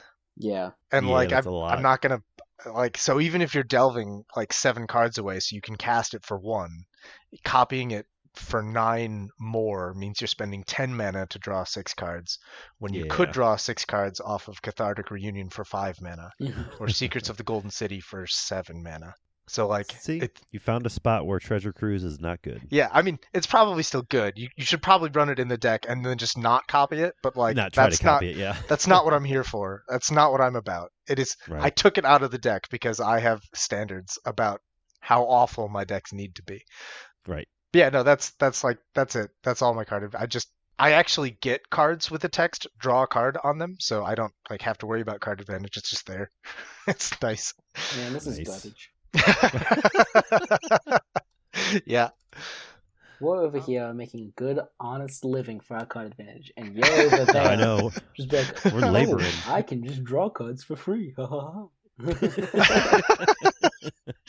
I'll just casually draw 6 cards. I don't know what your guys' Yeah. problem is. This isn't no big deal. Okay, I'll tone it down a little bit. I'll copy Pack Attack and draw 2. I gotta what's the cast problem? I gotta cast a creature to draw a card and then flicker it 5 more times to get the same same value. I gotta Get on use my every level, flicker scrub. spell in my deck. Yeah. Yeah, my deck Yeah, doesn't. this is one of I mean, League Guild Mage. It's gonna make a lot fewer creatures than your decks do, but it's going to in a long game. It's going to outstrip you in card advantage I don't by think. a Oh, lot. tenfold, yeah. I don't think my deck is drawing cards so much as it's just pulling them straight from the deck. Yeah, Yeah, there you go. yeah, that works. Yeah, my card advantage is just creating creatures out of thin air. I say that about my Rebel deck. The Rebel deck's card advantage is just it never draws cards. It just pulls them out of the deck and into play. Like Yep. that's my Rebel's card advantage.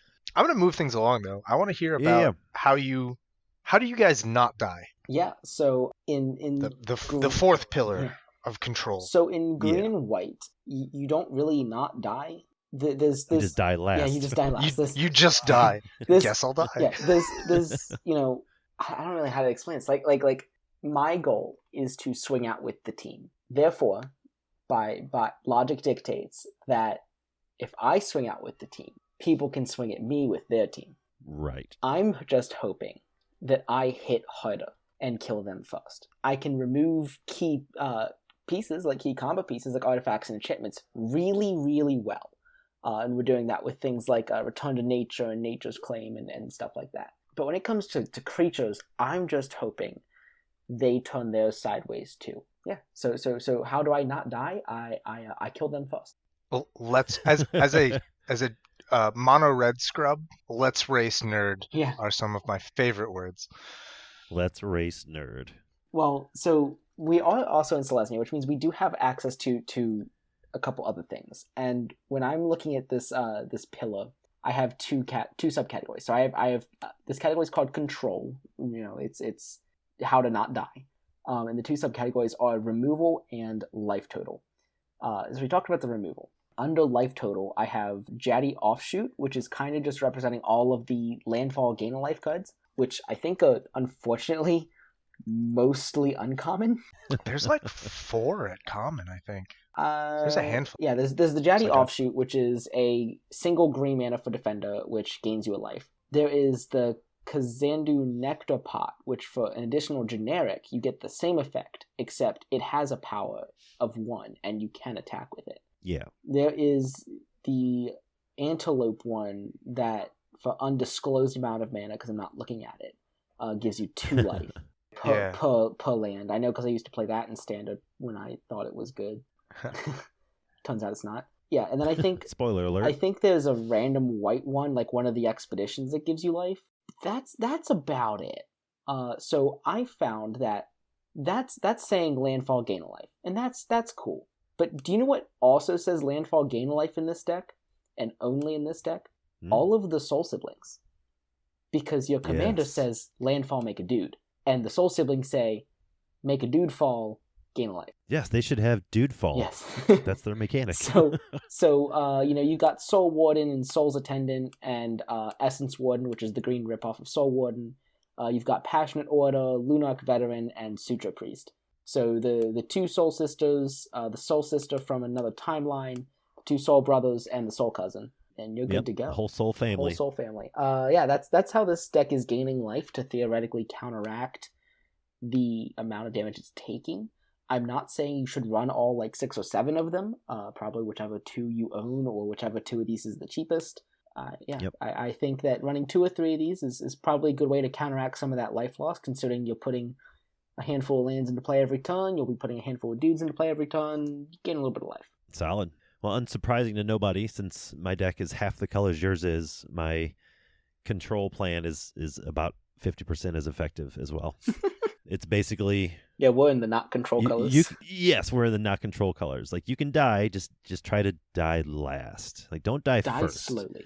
This deck here, my deck, is going to try to control, just like yours, through life gain, with a little bit of White's ability to remove problematic creatures, like with Journey to Nowhere's, Oblivion Ring, Citizen's Arrest, Passivisms, that sort of thing. We have a handful of quote-unquote exile targeted, attacking creature or deal damage to target attacking creature, this and that, which will help a little bit, but a lot of those aren't as good as they seem to be on paper, so you don't really want to stack your deck with them. Like 1 or 2, like definitely Journey, definitely Citizen's Arrest, O-Ring, that sort of thing, because it gives you your pips. But as far as like instant or sorcery speed, like remove this guy or that guy from combat or remove attacking creature, I wouldn't worry too much about those because they just take up a slot. They're just not worth it. Typically, they're not going to be worth it in the long run. They sound good, but they're just not. Go ahead. There's at least one that's really incredible for you, and I think it's called Settle Beyond Reality. Yes, that's a flicker / removal. Yes. Yeah. Yep. Trostani's Judgment. Is that the one that populates? It's really, really expensive, and it's probably not worth it to just exile a creature and then populate. Like, if you're just populating a 1/1, it's probably not worth it. But if you're in a different go-wide strategy and you're populating bigger things, it could be worth 6 mana. But yeah, it is 6 mana. It's an instant, but exile target creature and populate. Not terrible. Even in Killian, that's still like 4 mana, but still it's not terrible. Like you said, if you're populating huge guys, it's probably worth it. There are some that I do like the idea of, just because of the generic meta that you may find yourself in. Things like Fragmentize, Expel, Dust to Dust, that sort of thing. They're great options in a mono white deck. Then again, I don't want too many of them. So if anyone makes a deck like this, if you're going to put a lot of spells, non-creature, non-permanent spells that are removal spells in the deck, try to make them super efficient. Yeah.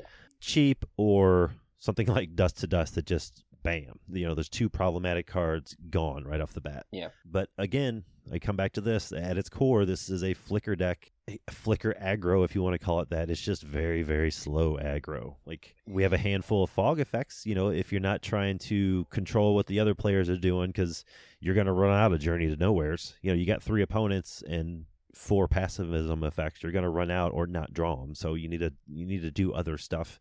White does have a handful of fog effects. Prismatic Strands is definitely the best one.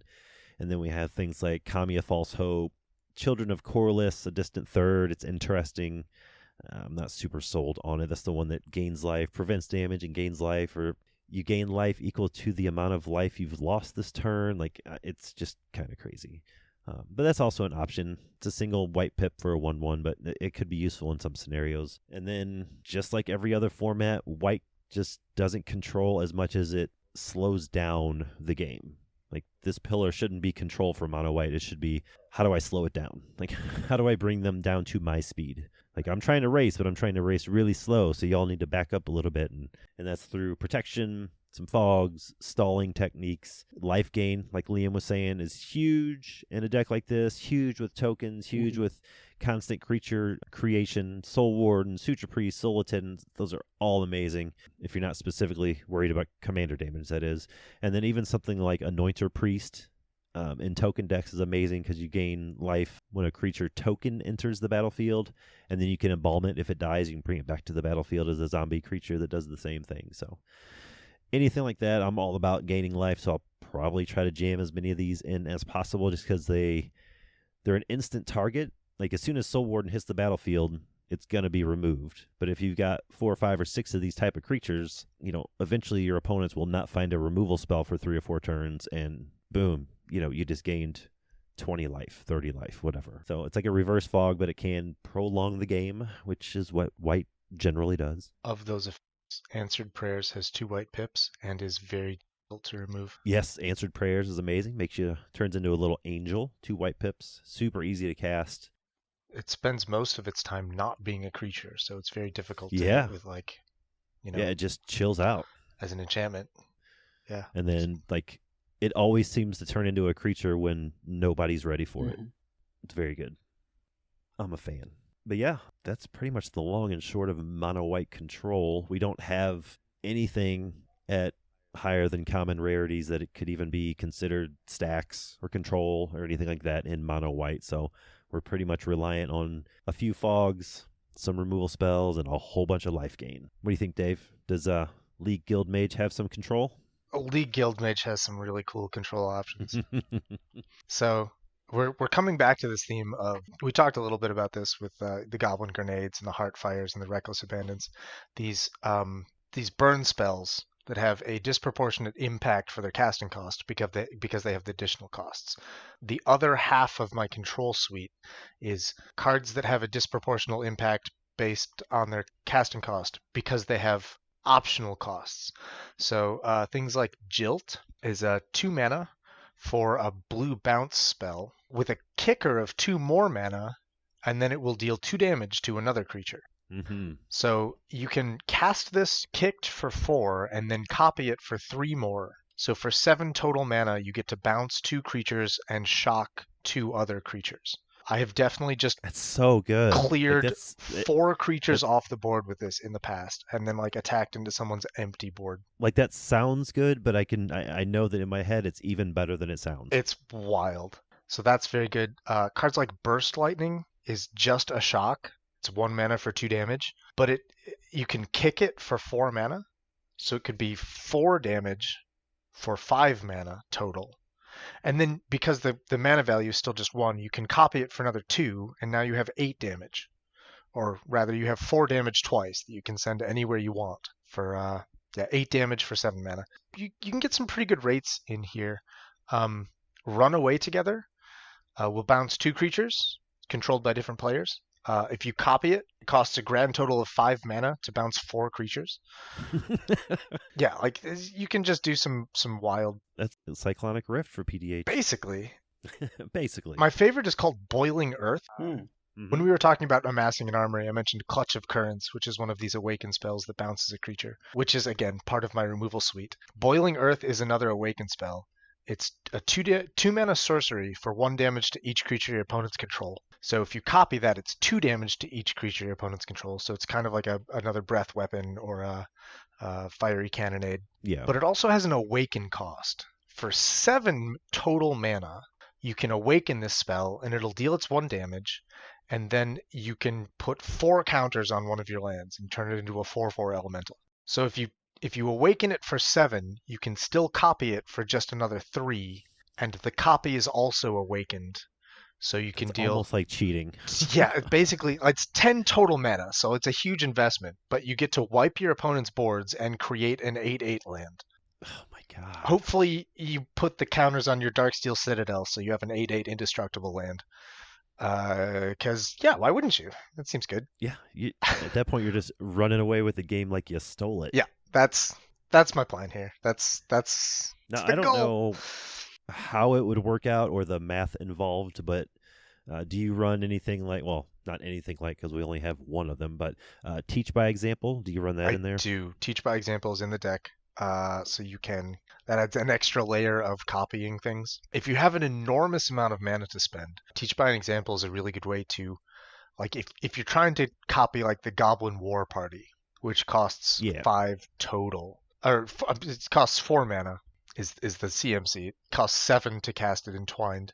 If you want 3 Goblin War Parties, you can cast Teach by Example. You can copy Teach by Example for another 3 mana. So now you're 2 to cast the original, 3 to copy Teach by Example, and now the next spell you cast is copied twice. So if you then hit the Entwined Goblin War Party for another 7 total mana, you're 12 mana deep, and you have 3 Goblin War Parties that are all entwined. So you make 9 creatures, and your board gets +3/+3. I should clarify, these happen in stages. So like first you make 3 creatures and then your stuff gets +1/+1. And then you make 3 more creatures that didn't get the original buff. Yeah. So like you end up with 3 2/2s, 3 3/3s, 3 4/4s, and the rest of your board is still +3/+3. So it's there's weird timing things here, but yes. Yeah, Teach by they still resolve in an order. Yeah. Teach by example can lend to some pretty bizarre blowouts, which I think is hilarious. That is hilarious. Yeah, this is just a really fun deck to play. You get to basically cheat all game long. Well, I say all game long. If you play this deck more than once, people will figure out that they can just shut down your entire plan by killing League Guildmage, and there's nothing you can do about it except like cry and tell them to be cool, which doesn't always work. Be cool. So yeah, it's fun until people decide to not let you have fun. Yep, it's fun until it's not. Yeah, exactly. Brad was talking about how his whole deck gets shut down by, a bought back Evan Carr's Justice. Like my whole deck gets shut down by people being like, "Hey, League Guildmage is doing things. Let's kill it." Here's a lightning bolt. Right. Loses, dies to removal. That's my deck. That is it. Yeah. Is it dies to removal? Yep. It does. Yes, it does. If I wanted this deck to be better, I would fill it with things like dive down or like you see a guard approach or like confound. But I don't want it to be good. I just want it to make bodies. No, that's fun. I think the level you have it is just about perfect. Yeah, it's very entertaining for me. That's it. That is my entire control suite. It's just cheap little spells with kicker or additional costs or alternative costs that you can dump an enormous amount of mana into and then copy for cheap to get massive effects out of them. That is very it. It is, and I am into it. Yep, definitely. The last thing we have here on the list isn't so much a pillar. It's just sort of like casual / wrap up anything else we wanted to say about the deck. As far as mine goes, it's really straightforward. Keep your commander alive, flicker it as much as possible, whether it's bringing it back to your hand via another creature or just whatever you got to do to make as many creatures as you can, but don't do that until you are ready to protect them. You have to be ready to protect them first and then worry about swinging with them later when you have 1 or 2 or 3 spells you can cast in a single turn. That's really all I got for mine. That's the long and short of it. Yeah. All right. I do have some things I want to mention about Maya. So because it is a landfall themed deck, there's a couple different things you can do there. The most interesting of which being a gate sub-theme. I would not necessarily recommend this for a deck looking to be actually competitive or maybe to play at an EDH table. But if you're playing at a PDH table, might as well just go full casual. So for the gate sub-theme, it gives you access to 6 gates. The Selesnya Guild Gate, the Heap Gate, the Basilisk Gate, the Manor Gate, Citadel Gate, and Gateway Plaza. The Heap Gate and the Basilisk Gate in particular being good mana sinks for the late game. It gives you not a ramp spell, but a search spell with Open the Gates. It puts the gate into your hand for a single green mana. Gives you a new creature, which gets you that gate to hand, Gatekeeper Vine. And you also get access to Navigation Orb, the new version of what is it, like something on Millery that gets you 2 lands to your hand. Navigation Sphere is more of a cultivate, I think. Navigation It's a colorless cultivate. Okay. That's fair enough. Our Millery Sphere puts them both into your hand, but Nav Orb will put 1 into play tapped and 1 into your hand. Oh, does it do that? I thought it put both into hand. Okay, yeah, so even better. No, it's much better. It's cultivate, but it hits gates as well. Gotcha. And is colorless. Okay, so there's that. You can get a little creative with how you're creating dudes. Fists of Ironwood and Omen of the Sun are good ways to just kind of get like a little bit of extra value if you're building this deck, kind of just stuff you own. Those are from more recent sets and products, so you probably have 1 or 2 sitting around. And then the final piece, how we're like really closing a super long game, because for some reason everyone's playing Go Wide and no one's been taking any damage, and you have 30 lands in play. There are these wonderful cards called Invokers. The white one is so good. And while you have like Wildheart Invoker where you can give a creature +5/+5 and trample, or Bane's Invoker where you can give 2 creatures +2/+2 and flying until end of turn, or even Sylvanu's Invoker where you can untap a land and it becomes an 8/8 with trample. My favorite one of this bunch is Dawnglare Invoker, where for 2 and a white you get a 2/1 flyer. where it has an ability where you can pay 8 and tap all creatures that target player controls. So while these other invokers might be making your stuff really big, this invoker is just saying they don't have blockers. And theoretically, yeah, we're coming to get you. Theoretically, you have a lot of dudes on the board. So I would recommend putting Dawnglare Invoker in the board just as a really late game, I need a way to close this out kind of thing. It's basically like pay 8 mana, deal 22 damage. Pay 8 mana, kill a player. Yeah. Right. Dawnglare is a powerhouse. Yeah. Yeah, it's one of those sneaky ones that, like, unless you've played with it, you don't get it, because all you see is, like, oh, it's a 2/1, and it has the word tap and creature on it. How good can it be? But yeah, if you can make 16 mana, you're going to take out 2 opponents. It doesn't just clear their blockers, it also shuts down their attacks. Like, if you just activate this during someone's upkeep, this is true. then, like, they don't get to attack you, and they don't get to block. Like... Yeah, because it's not a tap ability, it's not sorcery, anything like that. It's just, if someone, as soon as you have 8, do it. If someone is playing a combat deck, you just get to remove them from the game for 8 mana for as long as you want. Yeah. It's nuts. It's a repeatable Stonehorn block. So when we set up, pillar number 4 is control, so how you don't die. Like, what we mean is, how do you kill your opponent's Dawnglare Invoker so that you don't die? Like, that's what the removal's for. It's for this card. That's it right there. Yeah. Yeah, that's all I got for Maya. But yeah, I think I'm tapped out on mono white. You got anything else, Mr. Alcadron? The only kind of weird thing I want to add to the League Guildmage list is that in the card advantage section, I mentioned all these, thrill of possibilities, honor the god pharaoh, big score, seize the spoils, all these, discard and draw effects in red, which get really good when you copy them because you don't have to discard again. You just get to draw again. To complement this category, I have built a small madness sub-theme into this deck because I feel like I'm going to be discarding a lot. It's something that I really wanted to work well, but as I've played the deck and experimented, it's not as good as it seems. Like, if you're spending 3 mana for a Seize the Spoils, and then you're spending 4 mana to copy it, like, you're already 7 mana deep, and like hoping that you have another 2 mana to cast like the Reaver of Mogus, the Minotaur, the Madness Minotaur. Like, hoping you have 2 mana left to cast this Madness Minotaur is like probably not going to work.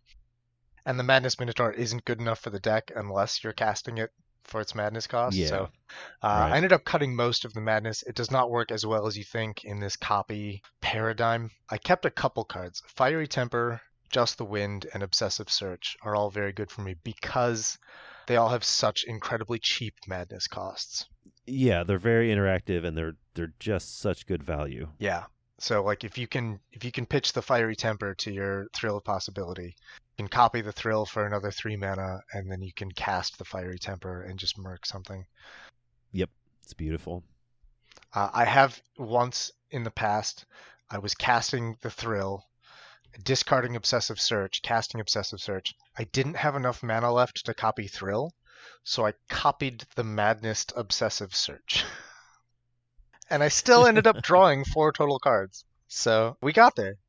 Just not the way I wanted to. I guess it could have been 5 cards if I'd copied Thrill. But drawing 4 cards is enough, right? Mono white Selesnya players, like, drawing 4 cards is fine. Yeah, totally. Yeah, there was once I drew 4 cards in 4 turns. You wouldn't believe it. That's incredible. It was amazing. So good. That's the last little like weird sneaky bit of my deck. I've mentioned literally everything else that's cool about this deck. No, I think if there was an award for cool deck of the episode, that's probably it. I think it's very interesting. It is. It really is. Like not Reverent, but Evangel's really cool if you literally just love tokens and you just love cardboard and you love having a huge board of creatures that can attack and you can do some weird stuff with ephemerates every now and then yeah, it's a pretty sweet deck. But as far as like creativity and interest level and interaction and all this other stuff, I think the League Guildmage has this one hands down. It's a thinker for sure. There's a lot of counting and a lot of like, what do I do? A lot of decision paralysis involved, but it's really entertaining. It's got good payoffs, I think. Sure. So like before we recorded, I'm gonna pull back the curtain a little bit here. Before we recorded, we were all talking about which decks we were gonna bring, and I was saying that I feel like we should, when we do these 3x3, everyone brings 3 decks episodes. Like I feel like we should have 2 like very sort of straightforward, regular, like this is what the Go Wide strategy is about. This is like an exemplar of the strategy archetype. That's the word I'm looking for. This is like an exemplar of the archetype, and I feel like we should have one deck that's just weird, like someone taking this archetype and like putting it on its head and it's like, what happens if I do this upside down? Like, and I'm look at me. I'm really, really glad that Brad and Liam let me take the weird deck this time, because this one is just so much fun to talk about. Yeah, absolutely. Well, Liam, do you have anything else for this week? I don't think I have anything else for this week. All right. I think that's going to wrap it up there. But if you need any more Pauper Commander talk, or you have any questions about the format, or even an archetype that you just absolutely love and you want us to do one of these episodes on, down the road in the future, just email the show there at thepdhpod@gmail.com. You can head on over to the PDH Homebase's website, their Discord server, or you can find Liam and I on Twitter at Pauper Command and Pauper_B respectively. And as always, you can find Dave as the Alcadron just about anywhere else PDH is being talked about. I'll put all the details, deck lists for this week and everything down in the details, the show notes, the show details. That's it. This week, so you can check them all out down there. And then as episode 14 of the PDH Pod comes to a close, we want to give a big thanks again to MTG Brad for letting us use their original music for the show. And from everyone in here to everyone out there, brew a deck, go really wide, and we'll see you in about a week. Peace. Cheers. See you. I brought Pauper decks to the party.